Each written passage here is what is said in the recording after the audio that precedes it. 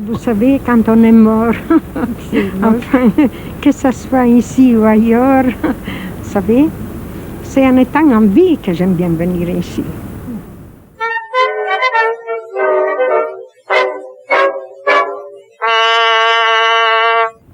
Le Père-Lachaise, 47 hectares, le plus grand cimetière de Paris. Il porte le nom du jésuite confesseur de Louis XIV. En 1763, à l'expulsion des jésuites, le domaine fut acquis par la préfecture de la Seine pour devenir le cimetière du Père-Lachaise. De Musset à Balzac, en passant par Édith Piaf, de nombreuses célébrités sont enterrées ici. Sur les tombes, sculptures, bas-reliefs, bronzes. Avec ses grands arbres, ses allées, son calme, le cimetière du Père-Lachaise est devenu aussi un lieu de promenade. Au détour d'un chemin, on rencontre les vieilles dames du Père-Lachaise. Elles viennent ici dans ce qui est peut-être un des derniers jardins de Paris. Comme on respecte plus volontiers le repos des morts que celui des vivants, ici les vieilles dames peuvent trottiner sans risque de se faire écraser. Ici, les bruits de Paris ne sont plus que rumeurs.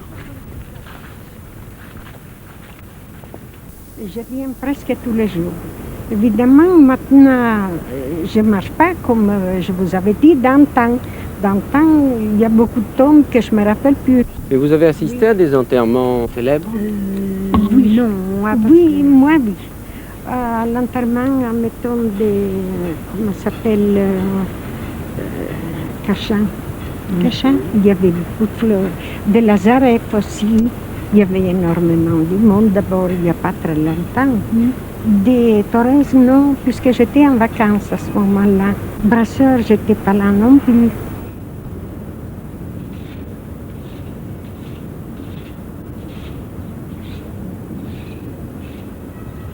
Quand il fait chaud, je me mets dans l'allée des marronniers sur un banc avec un livre, évidemment, et là je lis. Est-ce qu'il y a des habitués? Est-ce que vous vous retrouvez ici? Il y a des habitués, mais comme je vous dis, je préfère plutôt la solitude. Vous savez, ça dépend des personnes que vous trouvez. Il y a des personnes, admettons, qui vous racontent leur vie. Oui, il y a les dames du quartier qui viennent ici. Qui viennent ici, et c'est pour ça que j'aime la solitude. Vous connaissez finalement mieux les chemins du Père-Lachaise que les rues de Paris? Paris, je ne connais pas beaucoup, je vous dirais franchement. Mais s'il faudrait que je vienne à pied, je crois que je me perdrais. Alors qu'ici, vous êtes Et chez ici, vous. je ne me perds pas. Je peux aller n'importe où, je sortirai toujours où je dois sortir.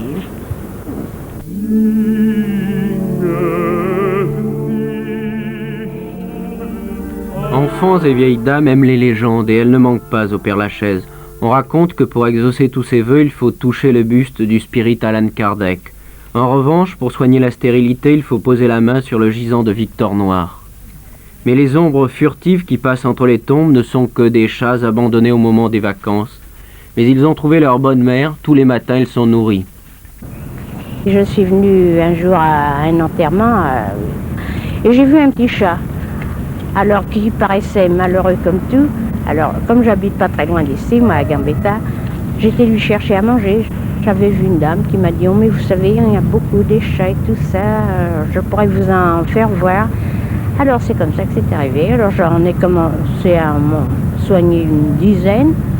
Et puis, plus ça allait, plus il y en avait, et puis voilà. Et puis maintenant, j'en suis rendue à la centaine au moins. Merci madame. Et oui, bonjour monsieur.